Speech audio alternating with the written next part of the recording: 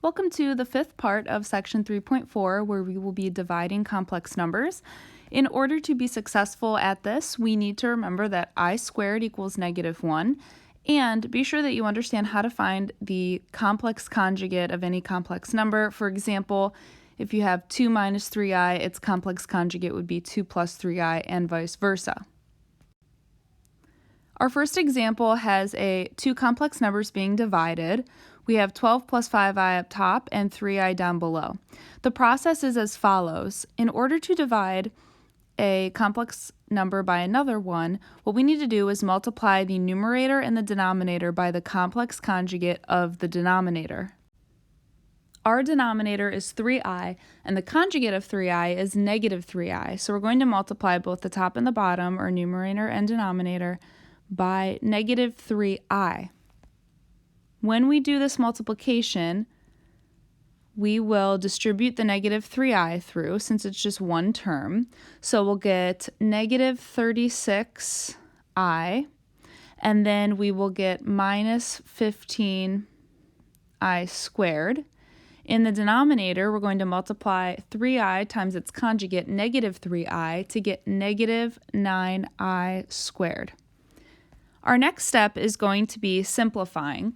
Simplifying meaning we want to change any I squareds to -1 and combine any like terms, if there are any, in the numerator or if there are any in the denominator. So I'm going to move down here, and in yellow, what I'm going to do is check for any like terms in the numerator. We don't have any, and there's only one term in the denominator. So instead, what I'm going to do is just replace all the I squareds with what they equal, which is -1. When we go through and simplify this, in our numerator, we will have a +15, which I'm going to write first, since that's how we write complex numbers, and then a -36i. In the denominator, we'll have a +9. Now, the cool thing about a conjugate is that when you multiply any number times its conjugate, you will be left with no more i's or no more square roots, since I is a square root of -1. So we're left with just a real number in the denominator, which is how we simplify and divide complex numbers. Now, the last thing that I'm going to write is also simplify, meaning like cancel if you can. So basically, we want to see if we can factor out any common factor from both the numerator and the denominator. We can do this. We can factor out a 3 from both the numerator and the denominator. So writing that over here in white, we can factor out a 3 from both the numerator and the denominator. We can write a 9 as 3 times 3. Bear with me, I know that's a little weird. The numerator, when we factor out the 3, will look like a 5 minus 12i. The reason that I did this is so I can clearly show how we're canceling the 3's. Now, what we have is 5 minus 12i all over 3. Because our final answer needs to be written as a plus bi form as a complex number, we need to separate the real part and the imaginary part, because we want to write this in a plus bi form. So we can write this as 5 over 3 minus 12 over 3i, which 5/3 can't be simplified, but 12/3 can, and it's 4. Because we want to write it as two separate terms, one real, one imaginary. So that step 4 is write in a plus bi form. Let's take a look at this next example. We have, again, a division of complex numbers, and our first step is to multiply both the top and the bottom by the conjugate of the bottom. I highly recommend that if you've not written down the 4 steps from our first example, that you do so, because I'm not going to be rewriting them all again, but I will do them with the same colors. So our conjugate of the denominator is 8 plus I. So we are going to multiply the numerator and the denominator by that 8 plus I. And you don't technically need a line there. All right, the reason we can do this is because if we multiply a fraction, if we multiply both the numerator and the denominator by the same thing, we're not changing any meaning. So let's multiply our numerator. The way that we do that is we're going to multiply the 7 through first. So we'll get 56 plus 7i, then we'll multiply the minus I through. When we do that, we're left with minus 8i minus I squared. The denominator is going to be boiling down to one real number because when we multiply a complex number by its conjugate, all the i's will cancel. Let's multiply first through with the 8s, so we'll have 64. Then 8 times I is positive 8i. Then distributing the negative I through, we'll be left with a minus 8i, note how that will cancel, and then minus an I squared.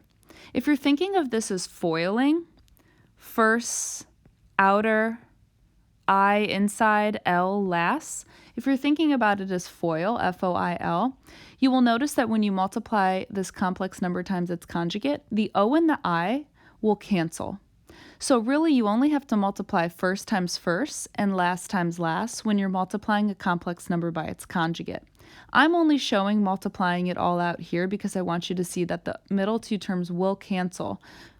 That is pretty cool.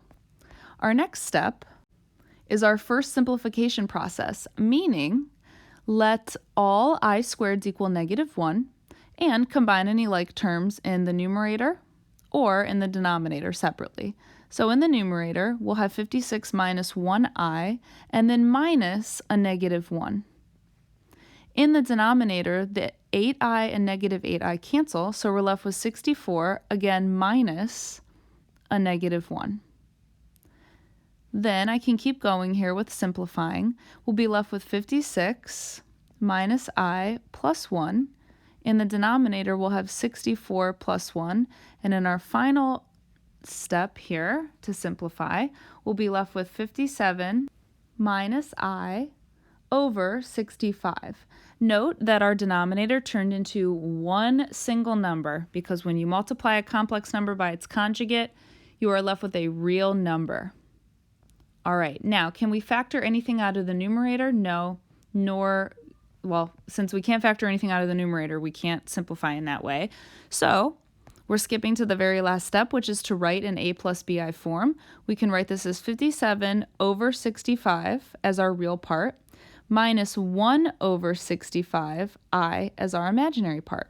Note that this I here can go in the numerator, or it can go off to the side. Those mean the same thing.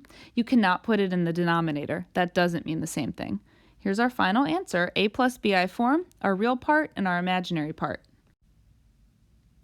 Here I have two U-try problems. We're going to let W equal the complex number 3 minus 2i and Z equal the complex number 4 plus 9i. Go ahead and try both of these, numbers 1 and 2. Go ahead and hit pause, and once you're done, hit play to check your work.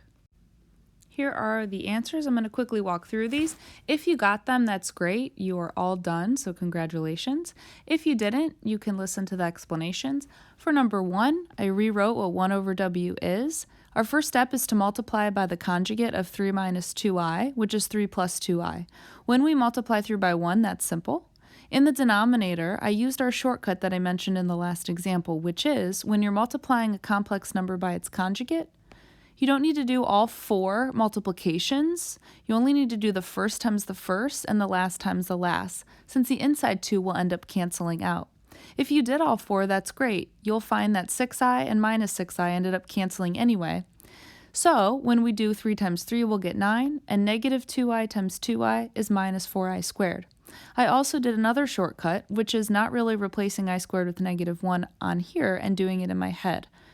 What that does really is just change this sign here. So it really just changes to a plus 4. So our denominator is 13. We can't take anything out as a factor in the numerator, so we just write it as our real and imaginary parts. For number 2, my first step was just rewriting W over Z.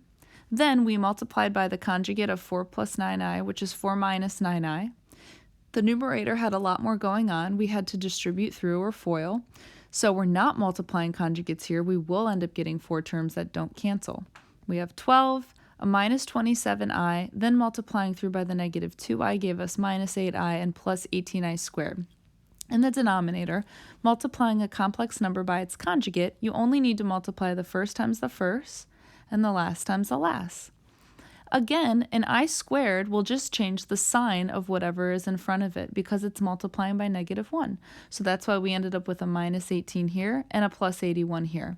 Our denominator ends up being 97, and in our numerator we also combine like terms to get -6 minus 35i. There's no common factor to factor out, so we just rewrote it as the real and imaginary parts. All right, hopefully you understand how to divide complex numbers. If not, I recommend going back through a couple of the examples on your own. This is the most difficult of the 4 operations.